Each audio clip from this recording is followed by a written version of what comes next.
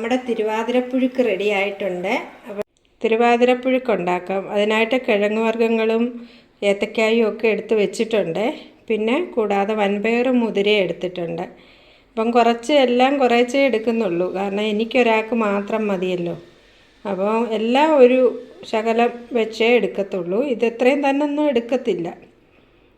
അപ്പോൾ നമ്മൾ പുഴുക്കുണ്ടാക്കുന്നത് ഈ ധനുമാസത്തിൽ വിളവെടുക്കുന്ന കൂർക്കയൊക്കെ ഈ സമയത്താണ്. കിഴങ്ങ് വർഗ്ഗങ്ങളൊക്കെ വെച്ചാണ് നമ്മൾ അതായത് ട്രഡീഷണലായിട്ടുള്ള പുഴുക്കുകളൊക്കെ ഉണ്ടാക്കുന്നത്. അപ്പോൾ നമുക്ക് ഇനിയും പുഴുക്കുണ്ടാക്കാം. ഇത് ഞാൻ ചെത്തി റെഡിയാക്കിക്കൊണ്ട് വരട്ടെ. കഷ്ണങ്ങളെല്ലാം അരിഞ്ഞുകൊണ്ട് വന്നിട്ടുണ്ട്. എനിക്ക് ആവശ്യത്തിനുള്ള കഷ്ണങ്ങൾ ഇത്രയും മതി എനിക്ക്. അപ്പം ഞാനത് കുക്കറിലോട്ട് അങ്ങ് ഇടുകയാണ്. മൺപാത്രം ഉണ്ടെങ്കിൽ അത് തന്നെ നല്ലത്.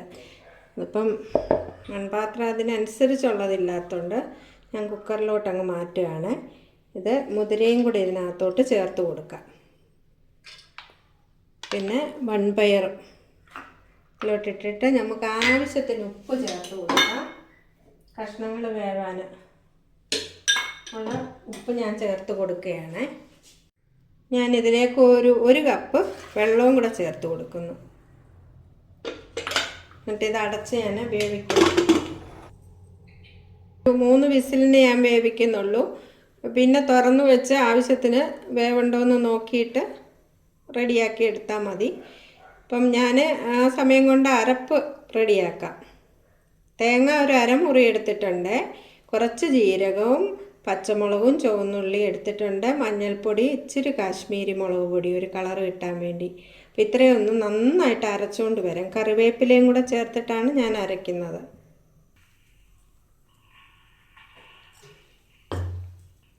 ഞാനൊരു ചീനച്ചട്ടിയിലോട്ട് മാറ്റിയിട്ടുണ്ട് വേവിച്ചതെല്ലാം. അപ്പം വേണ്ട, ഇനി ചെറിയൊരു വേവ് കൂടെ മതി. ഒരുമാതിരി വെന്തു. അത് ഇനി നല്ല അരച്ചതാണിത്. ഇതിലേക്ക് നമുക്ക് ചേർത്ത് കൊടുക്കാം.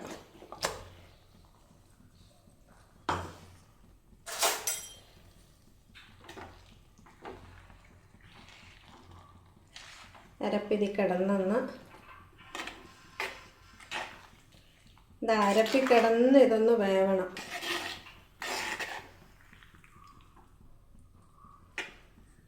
എന്നുവെച്ചാൽ അരപ്പ് കഷ്ണത്തിലെല്ലാം ഒന്ന് പിടിച്ച് ഒരുപാട് തിളക്കണ്ട. ഇനി ഞാനൊരല്പം ഉപ്പൂടെ ചേർത്ത് കൊടുത്ത് നമുക്ക് ഇളക്കാം.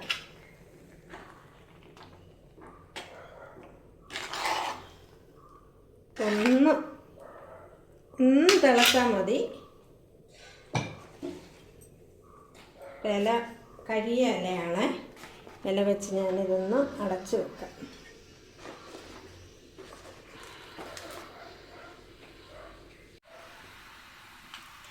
ഇനി നമ്മുടെ പുഴുക്ക് റെഡിയായോ എന്ന് നോക്കാം.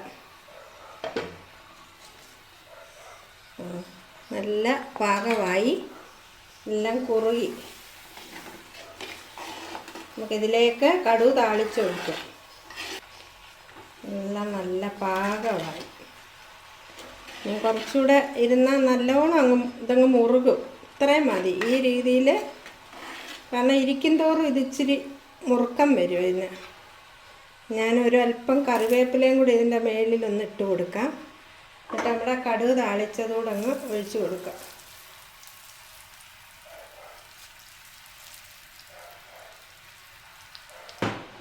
ഒരല്പം പച്ച വെളിച്ചെണ്ണയും കൂടെ ഇതിലോട്ട് ഒഴിച്ച് ഇതുകൂടി ഇതിലേക്കങ്ങ് ഒഴിച്ച് കൊടുക്കാം. നമ്മുടെ തിരുവാതിരപ്പുഴുക്ക് റെഡി ആയിട്ടുണ്ട്. അപ്പോൾ ഞാൻ വിളക്ക് കത്തിച്ച് വെച്ചിരിക്കുകയാണ്. വിളക്കിന് മുന്നിൽ നമുക്ക് നേദ്യമായിട്ട് വെക്കാം.